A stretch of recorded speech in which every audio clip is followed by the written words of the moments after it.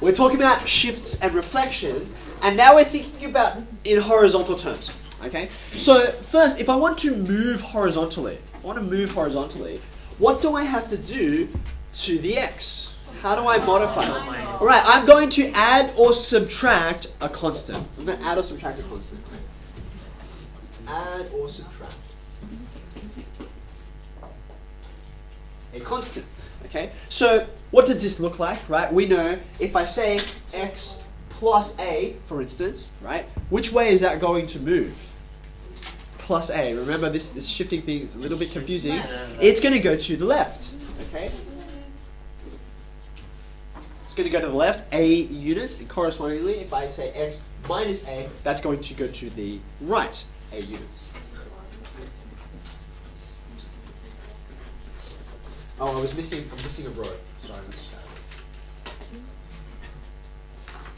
we'll get to that in a second. Now, if I want to do, rather than a shift of just moving, sliding, translating in that way, if I want to reflect, right, the whole idea of reflection, this is where we first met integers, right? It's this idea of different directions that numbers can go in, okay? So all we need to do, again, with the x is, we're going to, now, how would you actually say it? Rather than add or subtract, we're going to flip.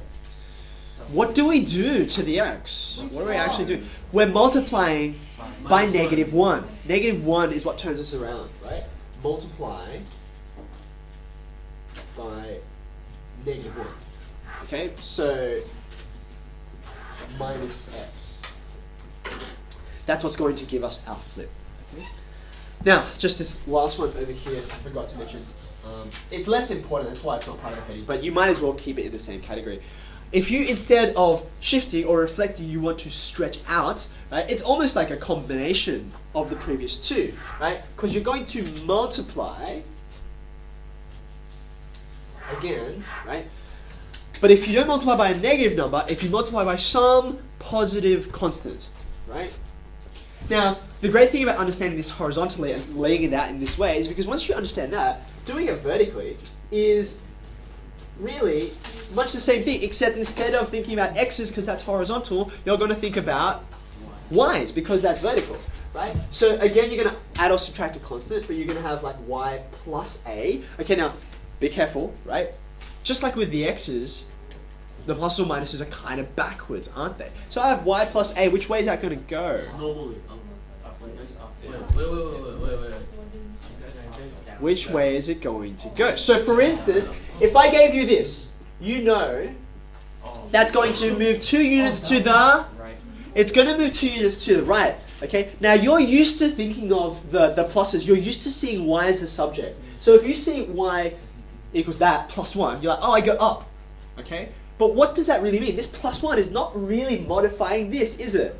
Right? It's actually... I'll just put it on the next line. It's actually y minus 1. That's what it's really changing. Right? Which is why this is backwards, it goes to the right. This is backwards as well, right? It goes up, just like this does. It's the same equation, right? So this actually is going to go down, and this is going to go up, okay? Again, you would just rephrase it in a way that makes it clear to you, whichever one's more intuitive. Yes? So you said multiply by a constant that's larger than 0. If you multiply by the larger than 1. If you multiply by a constant larger than 1, won't it make it steeper? Okay, hold on. So, I said multiply by a constant greater than 0 in order to have a stretch. Right? Because you've multiplied one that's less than 0, then you're going to have a reflection. Right? Does that make sense? Multiply by minus 1? No, I'm talking about the stretch one. Yes, I know. Now, then I went on and said, depending on whether you want to make it wider or whether you want to compress it, then you will multiply by like a half or a quarter, right? Or you would do by 2 or 3. So yes, exactly right. Just like here, how you've got, you know, this kind of reverse thing happening. Okay. If I say, let's return back to, I always find it quite helpful. Parabolas are really good shapes to take these patterns and then just test out what happens. So if I consider this, okay, and I replace my x with an ax, okay, so that's going to be something like this. Okay, so as that number increases, that's going to become steeper and steeper and steeper and steeper and steeper, right? So that's a compression factor, right? If this number is big. So again, there's that reverse thing. You make it bigger and it gets narrower. And if you make this smaller, like a half or a quarter or 1/100, it's going to get shallower and shallower and shallower. Okay? But I keep both of those under the broad category of stretching because it's like, well, stretching this way and stretching that way are really kind of the same thing mathematically. Modifying its scale, if you like. Okay? Yeah, right now. What's confusing them is that because the original form is 1x, and then they're imagining 1x, and then that's what, and then it moves back. What? So. No, I'm not getting confused. Because, I mean, No, I'm getting confused by what you're saying. Last question, Doris. So Maybe I can say stretch / compress. It's the same idea. is it also stretching when the A is outside of the bracket? Or does it make a difference if it's outside? But it would be what? Okay. It's just a different number. But that would be a smaller stretch than the. But it's still a stretch, isn't it? Okay, sorry, where were we? Let's finish off the patterns that we can see. Again, a reflection vertically will be multiplying your y by minus I. Now you'll notice that in certain cases, these are the same. So for instance, if we have a look at y equals x squared, right, y equals x squared. If I say y equals minus x squared, be careful. What's being modified? It sure looks like x, doesn't it? Right?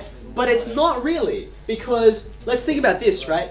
This is over here, okay? That's one way of seeing it. The other way of seeing it is to actually modify x, right? Would be the whole x gets changed. So I'm going to swap out the x, and that thing's going to be squared, okay? So you're like, hold on a second, but that's just x squared. Why is that? Because if I take the parabola, right, and I reflect it horizontally, the parabola becomes the parabola, right? Like it's the same shape, even if it's, that's a terrible parabola. It's the same shape, even if it's flipped horizontally, okay? So this horizontal flip, no effect, right? You get the same graph back, but here, right, you're really actually changing the y, which is why you get the thing and it's upside down. Okay? So, that's what that's doing. Okay?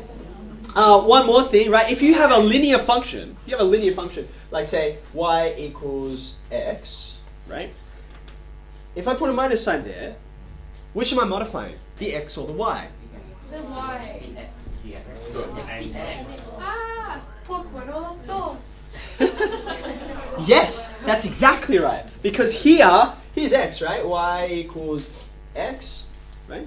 And here is y equals minus x. Now, has this blue graph, is it the vertically flipped version or is it the horizontally flipped version?